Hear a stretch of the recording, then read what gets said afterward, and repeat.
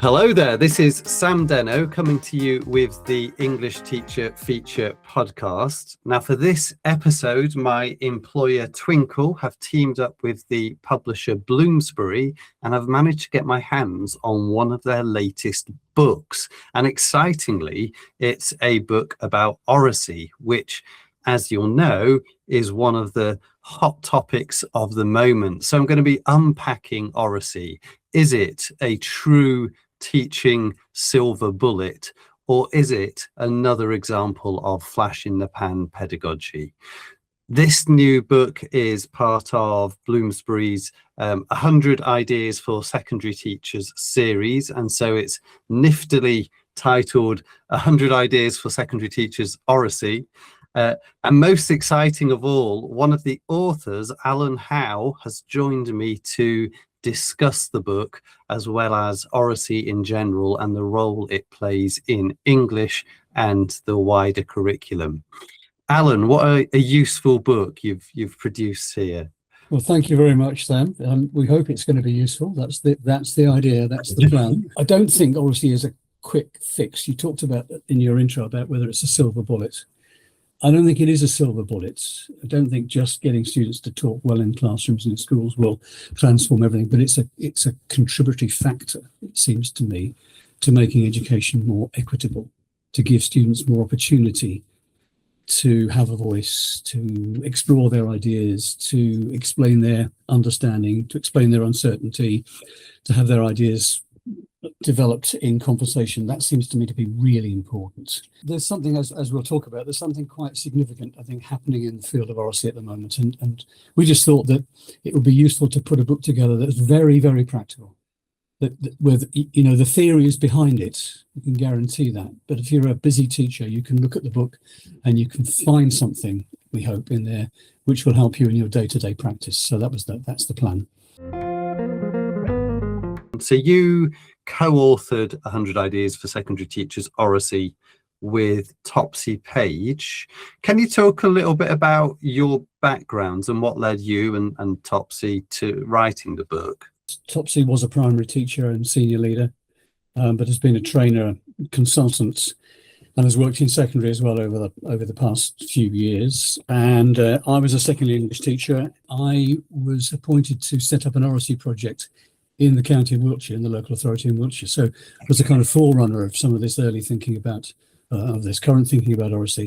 So I've got a background in thinking about this whole business of classroom talk and children's spoken language development. And we've been running training over the last number of years with schools and local authorities in England, Scotland, across the world. Oracy was one of the big headlines when the curriculum and assessment changes were announced late last year, and it's widely seen as both an underserved pillar in the English curriculum, as in the subject of English, and an important pedagogical tool that should be harnessed across the secondary school subjects.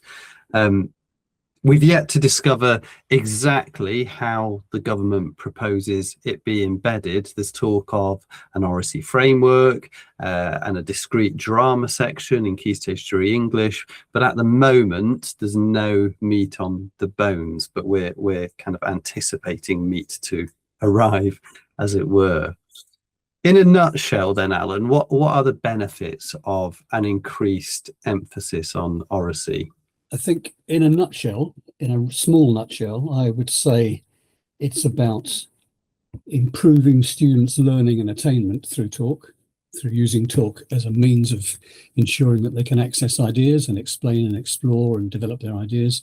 And it's an important element that schools can provide students with so that they can become future citizens. So if you like, two sides to it. One is a learning side, using talk as a means of learning, and the other side of it, and these are very connected, is enabling students to, it sounds, this is a bit of a cliche now, to find their voice and use their voice, but it means students recognizing that they have a voice and that they can express their ideas, and that's very important. That's going to be very important in their future lives. If I was to expand that a bit, I'd say the learning and attainment side, we have a very strong evidence base now for the relationship between good classroom talk, classroom dialogue, teachers and students exploring their ideas, and that improving their learning capacity and actually their attainment. That's a very strong element now.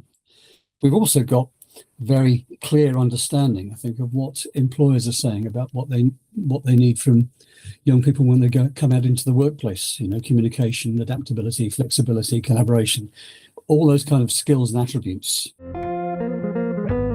Speaking is traditionally learned intrinsically. We sort of naturally learn speech, if you like, by rubbing shoulders with people, whereas reading and writing are taught explicitly. A teacher has to, or a parent has to show a child how to read and how to write. Is that an important factor in the effectiveness of Oracy, that it comes to most people more naturally? It's a very interesting question, because I think the answer is yes and no. The yes bit of it is, you're quite right.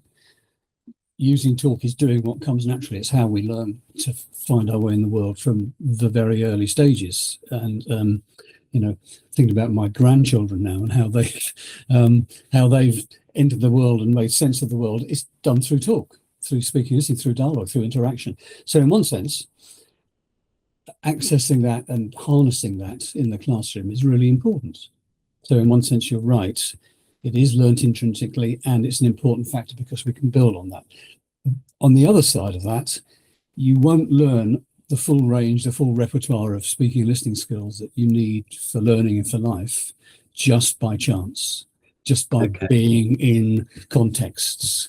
I used to think that might be the case. I don't believe that anymore. I think you need to have carefully planned, thoughtful, progressive experiences through the school to really learn to argue, to explain, to elaborate your ideas, to listen effectively. The full range of that, as I say, the full repertoire, that doesn't come naturally. That has to be taught and learned in carefully planned contexts. And that they're the two sides of the coin, it seems to me. Let's take group discussion, collaborative discussion as an example. You can put students in groups and give them a task, and they may or may not get on with that task if you leave them to it for a short while. The ones who are confident or have experienced it before, or who used to that kind of situation, might do well, but other kids will be quiet, or they won't know how to engage with it. To enable group discussion to happen effectively, you probably need some ground rules, some understanding of how to go about it, some opportunity to practice and reflect on that, opportunity to see other people doing it. You need that side of things, the planned, structured side of things, as well as the opportunity and a really engaging task. There is really strong evidence now that, for example, that classroom dialogue, teacher and students working together on ideas, exploring ideas, can have a major impact on their attainment. And it's interesting that the two major reports, one from the University of York, one from Cambridge, make it very clear that the students who benefit most from that kind of dialogic teaching, that kind of joint work with teachers, are the lower attaining groups or kids from more disadvantaged backgrounds. So it can make a difference, and it seems to, from the evidence, seem to show that difference can particularly benefit groups who traditionally may well not have done as well in school. So in one sense, it's part of the answer, but not the full picture, it seems to me. I mean, the other thing to say actually is that schools are already full of Oracy. They always have been, from places where people speak and listen. I think that the emphasis we're trying to put in the book is on making that more structured and more progressive, so that students can learn to go about using talk for all sorts of purposes, and can do so over time and build up their expertise over time with teachers who help them do just that. It's also a very inclusive strategy. There's a section in the book called Including Everyone, Developing Confidence. And we wrote that section, those ideas, specifically to deal with the question that people often ask, which is, it's all very well for the confident kids, but what about the ones who come in here who are quiet, or who find learning more difficult? What can we do about those? So we try to address that issue as well. And that's the only thing I should say before I forget. There's always a risk in talking about Oracy that it's seen as something that English teachers should mainly focus on. In the secondary school, has to be whole school, has to be across the curriculum, has to be something that students experience again and again and again, so they can build up. And it's also something we put in the book, which was a section on subjects and Oracy, to make it very clear that there's a place for Oracy in PE and in art and in music and in science and so on. Is the end game a written response, or because of the drift of the curriculum? how long can we stay away from writing and say we are doing oracy and we are speaking and we are assessing our speaking and listening? Does it always need to lead to a written response? No. I think there's some importance. It's important to recognise that oracy is something you can develop in its own right, and that there is a place for looking at students' spoken language skills, both their listening and their speaking skills, explicitly. But on the other hand, spoken language and written language go hand in hand. There's a lovely quotation from James Britton from the 1970s where he said, if I get this right, reading and writing float on a sea of talk. Reading and writing float on a sea of talk. So the connection between talking something through and then finding a way of putting it in writing, exploring ideas, oral drafting, all that's really important. But, for this podcast, I've got some notes in front of me here in writing that I made as the basis for doing some speaking. So I've turned it on its head. So writing right now for me is leading to a spoken response. So I think the two are hand in hand, but not ultimately, because I think to always assume that you've got to end up with writing after you've done some speaking just downgrades it, sees talk as mere rehearsal for something of higher status. And I think they're of equal value right the way through. And there'll be many students who find speaking about their understanding and their learning more accessible, and you have a better understanding of what they know through what they say than if they had to always put it in writing. So I think the two have to be rebalanced. Is probably the way I would talk about that. There's an irony, isn't there, that at school all of our assessment. So we might carry out these oracy practices, and then all of our assessment will ultimately lead to exams, GCSE, written application. Actually, in the workplace, which you've alluded to, you've alluded to sort of becoming good citizens and confident speaking in offices and so on. In the workplace, it often is the other way around, as you've just described with this conversation you and I are having now. The things start written and then they lead to the output, which is a spoken output. And it is that funny thing with education, isn't it? It works in terms of interviewing, doesn't it? If you think about that, you apply for a job, you may have to write something to present yourself to start with, but in the end, ultimately, usually, you're face to face and you're presenting yourself through talk. So in your sort of long experience then of observing oracy practice in schools, how often do you see oracy done badly versus oracy done well? I'm not going to quantify it for you. Let me take the question slightly differently. So done well, I think it's about classroom culture, and it's about talk serving a range of purposes. Where it's done badly, if that's the right way of putting it, what I would tend to see sometimes is either a deficit view, in other words, these kids can't talk, we've got to teach them to do it. I think that's unhelpful. Or where there's a focus only on the performative aspects of presenting. So experience of some students of oracy might be, it's only when we have to stand up and do our presentations that we're doing oracy, as opposed to it being a thread, a current of activity that's running through. Or where there's no planning, where it's left to chance, where kids are put in groups or asked to do something, but they're never given an opportunity to learn how to do it.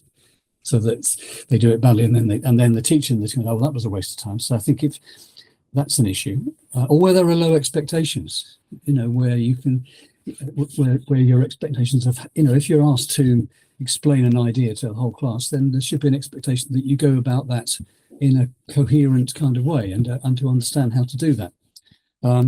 So I think there are issues there sometimes, or if it's just seen as a something that you do as a kind of fun activity that doesn't directly link to learning.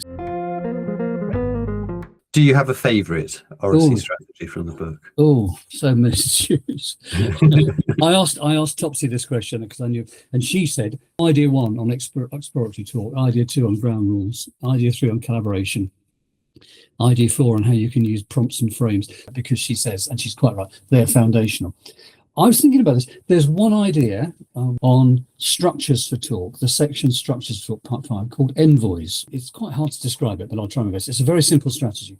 If you have students working in small groups on a particular issue, problem, question, exploring ideas, and you want them to then report back or feed back on what they've been thinking, and to take their thinking further. The envoy strategy, which is not an idea of mine, it's come from somewhere else, like many of these ideas. What you do is you then ask, in each group, you ask students to choose one person from each group to be an envoy, to take the news from that group to another group. So each group then receives a student from it. And the idea is that students tell each other what they've been working on. The envoy then has to do something quite important. They have to take what the group thinks and represent that to another group of people who don't know what their group thinks. That's a very powerful Oracy strategy, because you then go from exploration and uncertainty, or trying ideas out for size, to explaining them more clearly, elaborating on them. And you have a different audience. What tends to happen is that students go up the gears in their spoken language when they do that. They realise that they have to do what I'm trying to do now, which is to explain myself clearly to someone who doesn't know what I'm about to say. And because they're representing their group, they are responsible. There's a responsibility for sharing ideas. What you can then do is you can move on to another group, or you can come back to your first group with some ideas from the group you went to. You get the idea. It's an interactive group strategy. It's about feedback. I use it a lot with teachers in the training work I do, because it works really well in the training room, in the workshop room as well. And it combines exploratory talk with explanations and reporting. Too many classrooms, it seems to me, back to that question about done well, done badly, too many classrooms go from group discussion to then reporting back to the whole class, where students suddenly aren't sure how to go about it. This enables you to do your feedback, which cognitively is a really important aspect, but do it in a structured group work way. So that's why I chose envoys when I was thinking about, but there are plenty of others I could have chosen. But I think that just combines, it combines learning through talk, learning to talk, and learning about talk. Particularly if after the envoy you say, let's just pause for a minute. How did that go? What did you find you had to do? So you get the students to reflect on what they've just done. And those three aspects of talk as a means of learning to develop your spoken language in different contexts, and learning about talk and why it's important, what it does for you. Those three elements combine, and you can do that in a 45-minute lesson if that works well for you. In that very example, then again, going back to the question of written outcome, does there need a written outcome, or can we run this purely as a speaking and listening activity? It depends on your purposes, depends what you want. You can run it purely as a speaking listening activity as long as you highlight what it is they're learning through the talk at the same time. On the other hand, if you want them to go to then some kind of written outcome, what you've done is you've given the students lots of rehearsal, not just in formulating their thinking and their ideas, but also in explaining and exploring those, which is going to have an important impact on their ability to do the same thing in writing. But the thing is that spoken language is not just a rehearsal for writing. They're quite separate linguistic activities. So if you want them to move to writing, you can't just assume that they'll immediately transfer the learning they've done through talk into the writing. You have to do something else around writing, it would seem to me as well. Really important aspects of that. Do you think, though, you can use spoken language to scaffold writing? So, well, I think Sam, that's what I'm saying. I think that you can. I think all the way through this conversation, it's a kind of both and, isn't it? So you need to build it in its own right and give it its own status. But on the other hand, if writing is where you want the students to go, then you can build talk in such a way that they then are able to, they've got more ideas from other people, and they've started to have to structure and explore those and explain those ideas in ways that are closer to written outcomes as well. So I think the two go together in that way. You mentioned that Topsy Page was involved or wrote the primary, the 100 Ideas for Primary Teachers Oracy book. Do the ideas differ a lot here? If you look at the two of them together, which I'm doing now, you'll find that there's quite a lot of common ground, which is not to say that one's a duplicate of the other. When writing the secondary book, the primary one came first. In writing the secondary book, we looked at what was in the primary book and said, what can we translate and transfer into secondary, because it's equally important. So many of the kind of generic stuff around, the generic thinking around classrooms and talk are there. But we've specifically, put secondary examples, threaded them through the secondary book. Secondly, we've included sections in the secondary book that are not in the primary book, and strategies that are very specific to secondary. But there is a particular section 6, Oracy and subject teaching, where we decided we needed to give your geography teacher, your MFL teacher, your RE teacher, etc., a couple of pages to look at to see how it might apply directly to them as well. So that's a new section running all the way through. So in one sense, they're companion pieces. The secondary builds on the primary book. There's a lot of continuity between the two, but also difference in terms of focus. Is there therefore a baton to pass, and how do we pass that baton at that key stage 2, key stage 3 transition point? I think with talk, the progression that you're thinking about from key stage 1 to 2 to 3 to 4 is something that all schools, it seems to me, need to think about. What can they already do well? What are they already confident in? What can we expect of them when they come into the secondary classroom, given the difference of secondary in terms of challenge, content, school organisation, the very fact that you're being taught by 12 teachers or whatever it is, as opposed to 2. So I think you pass it on through activity. I think you pass it on through primary teachers looking at what secondary schools expect, and secondary schools looking at what primary schools have already done. But that's a general transition point, isn't it? I think Oracy is just a very, very good way of doing that. Yes, in a sense, if both institutions, if both the primary and secondary institution have Oracy as a sort of central practice, then that almost pads out that transition sort of experience, I suppose. Because it does, and actually, from a student point of view,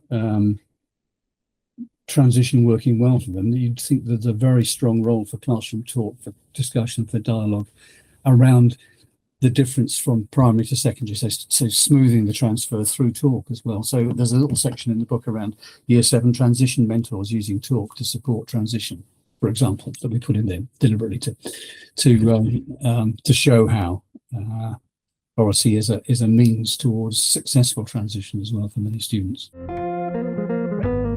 Alan, this has been an incredibly insightful conversation, and it's really built on everything that I took away from the book. So thanks so much for your time today.